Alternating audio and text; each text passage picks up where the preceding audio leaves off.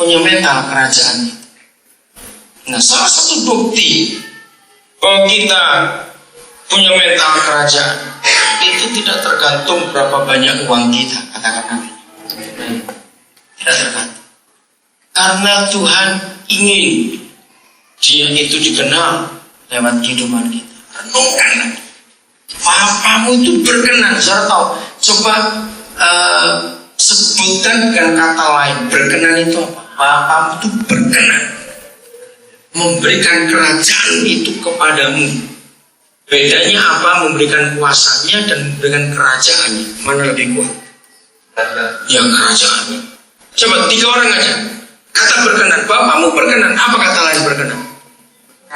Ingin sekali, menginginkan. Apalagi ada satu kata yang sederhana sekali.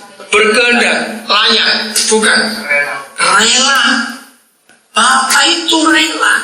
Maaf ya, jangan tersinggung. Kalau Papa di surga model kayak kita, jangan lagi bilang kerajaannya. Mana mantan bagian dikasih kerajaan? Jadi apain nanti? Maaf jangan tersinggung. Loh betul nggak? Kan ini mantan bajingan semua. Tapi Bapak itu rela memberikan kerajaannya. Dia nggak takut kita selewengkan loh saudara. Itu kan gila sekali. Betul nggak? Dia nggak takut. Maka itu kersen kita itu mental apa? Kok kita lihat hebat sekali. Ya sekali. Hai kawanan kecil, jangan takut. Sebab Bapamu berkenan memberikan kamu kerajaan itu.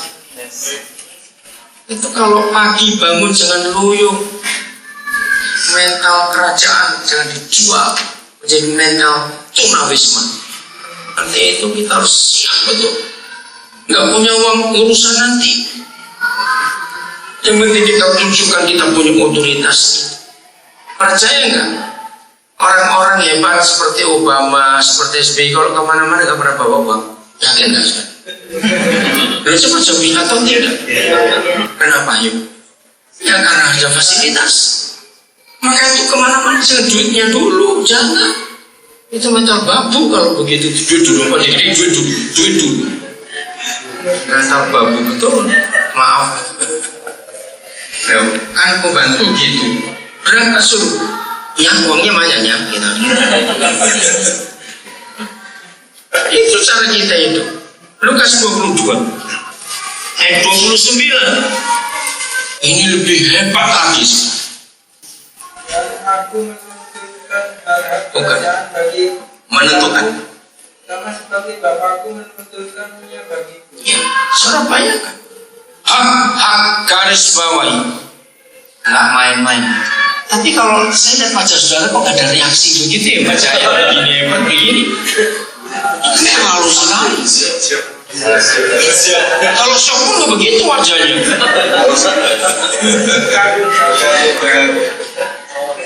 Sadar gak ayat ini saudara? Kan Bapakku menentukan hak-hak kerajaan itu. Lihat ukurannya sama.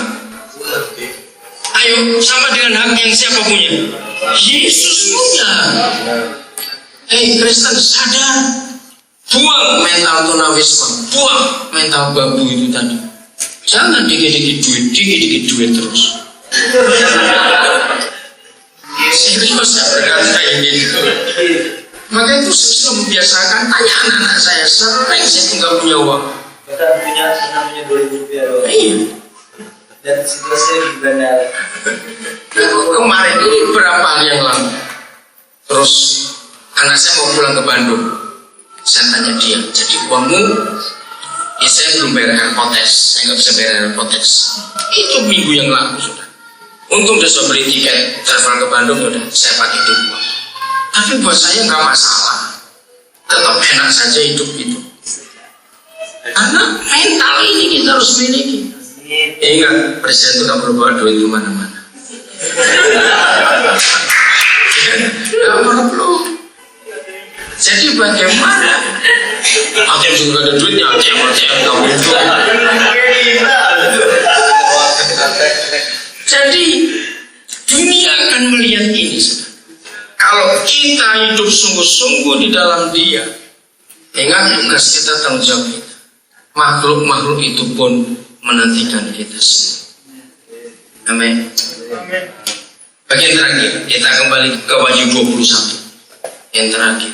Jadi setelah langit bumi pertama lenyap, laut pun tidak ada lagi, lalu kita akan melihat ini. Ayat 2. Setelah itu apa?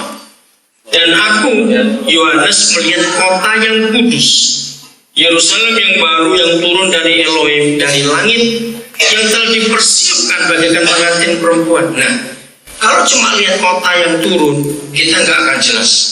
Tapi begitu ada kata seperti pengantin perempuan yang dihias, yang berhias berdandan untuk suaminya, siapa itu? Gereja. Jadi gereja ini yang akan menguasai bumi ini. Gereja turun dari surga. Ini tidak bicara sinode apa, enggak dihitung, sinode itu enggak dihitung sama sekali. Ini gereja dengan 3 kriteria, turun dari surga, dari Bapa sendiri. Gereja bagikan pengantin perempuan, gereja yang siap untuk suaminya. Maaf, gereja denominasi tidak kena 3 kriteria, karena itu semua urusan manusia. Atau enggak? Maka itu jangan terus sibuk dengan gereja itu. Karena Tuhan mau kita mengurus dunia. Kita tidak dipanggil untuk mengurus kebaktian. Catat itu baik-baik. Kita nggak dipanggil untuk ngurus alat musik. Kita nggak dipanggil untuk ngurus bunga di mimbar yang tiap minggu harus diganti. Kita nggak dipanggil untuk ngurus AC dan karpet gereja, tidak. Anak, begitu gereja yang kriteria ini terpenuhi dari surga sebagai pengantin perempuan, siap untuk suaminya, itu turun ke bumi. Kita lihat ayat 3. Dan aku mendengar suatu suara nyaring dari surga yang mengatakan, lihatlah, tabernakel Elohim, kemah Tuhan. Siapa kemahnya itu? Siapa kemahnya itu? Jawab, kita, gereja itu. Begitu gereja itu turun di bumi ini, saudara. Jadi bukan gereja yang dari bumi, tapi gereja yang dari surga turun ke bumi, menyatakan diri Bapa sendiri. Maka Elohim berdiam, ada bersama manusia, dan dia akan berdiam bersama mereka, dan mereka akan menjadi umatnya, dan Elohim sendiri akan ada bersama-sama mereka sebagai Elohim, sebagai Tuhan. Garis bawahi kata penting, di tengah-tengah manusia. Gereja sekarang cenderung eksklusif, betul nggak? Menarik diri dari masyarakat. Padahal gereja itu harus di tengah-tengah masyarakat, supaya Bapa sendiri di tengah-tengah mereka, dia diam di situ bersama dengan manusia. Itu kerinduan. Dan air tadi itu, kalau semua kita percaya Yesus seperti dikatakan kitab suci, maka air itu mengalir, bumi jadi indah, akan kembali seperti semula. Hanya ada satu iklim di bumi, kerajaan itu datang, itu lewat kita semuanya, saudara. Maka itu langsung sibuklah diri, cukup seminggu sekali saja ke gereja, kebaktian. Setelah sisanya sibukkan diri, muridkan orang, cari orang, berkati orang. Jangan dibalik, tiap hari ke gereja, jangan. Kalau tiap hari ke gereja, saya akan ngurus dunia ini. Kita nggak punya waktu untuk ngurus mereka. Padahal Tuhan mau kita di tengah-tengah mereka, supaya Tuhan di tengah-tengah mereka. Nah, ayat 4 ini, saudara, satu-satunya ayat yang begitu manis dan begitu jelas dan begitu indah dan begitu luar biasa dan begitu manusiawi dan begitu kasihnya dinyatakan tentang gereja yang sesungguhnya itu cuma ada di Wahyu 21 ayat 4. Dan Elohim akan menghapus setiap air mata dari mata mereka, dan maut tidak akan ada lagi, tidak juga perkabungan atau ratap tangis bahkan rasa sakit tidak akan ada lagi, karena hal-hal yang pertama itu telah berlalu. Apa kesimpulannya? Catat ini. Gara-gara ayat ini diwahyukan kepada saya tahun 7